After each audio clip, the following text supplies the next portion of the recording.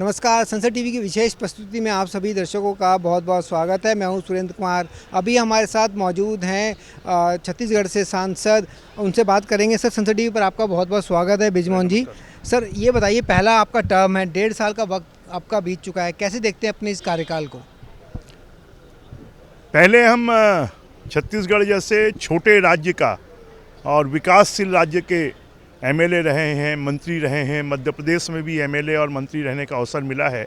अब पिछले 1.5 साल में अब एक बड़े कैनवास में काम करने का अवसर मिला है कि देश की बातें, देश की समस्याएं, देश का समाधान, देश की योजनाएं, देश का विकास, तो इससे बहुत कुछ सीखने, समझने और पूरे देश को बताने का अवसर हमको मिला है।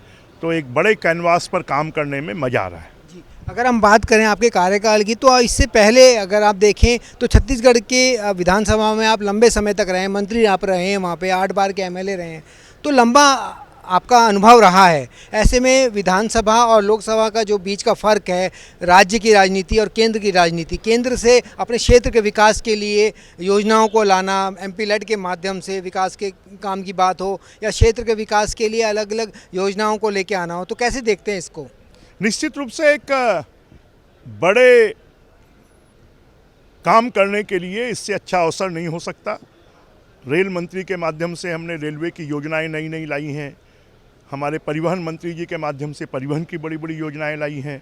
स्वास्थ्य मंत्री जी के माध्यम से वहाँ पर राष्ट्रीय महामारी उन्मूलन का केंद्र लाया है।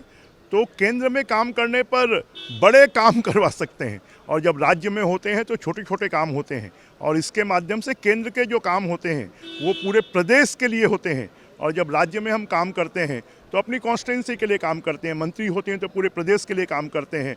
हमारे जितना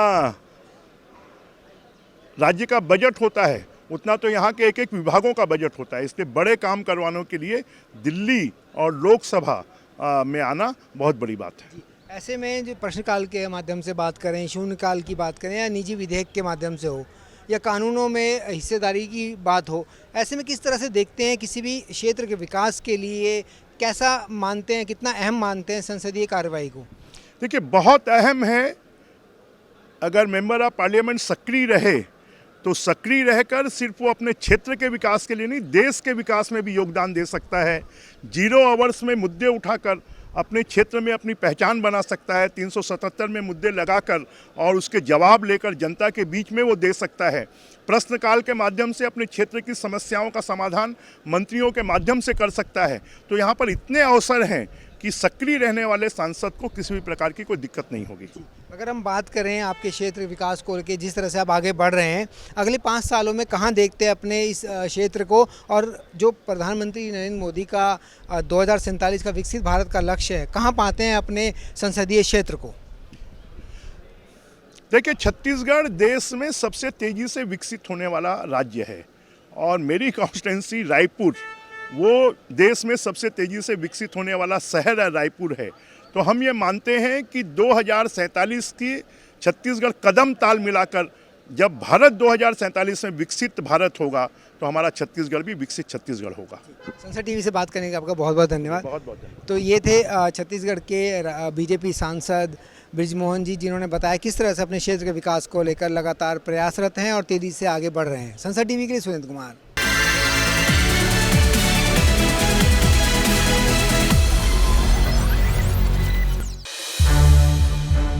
संसद टीवी के और भी प्रोग्राम्स देखने के लिए सब्सक्राइब करें हमारा YouTube चैनल, और हाँ, इन्हें लाइक और शेयर करना ना भूलें।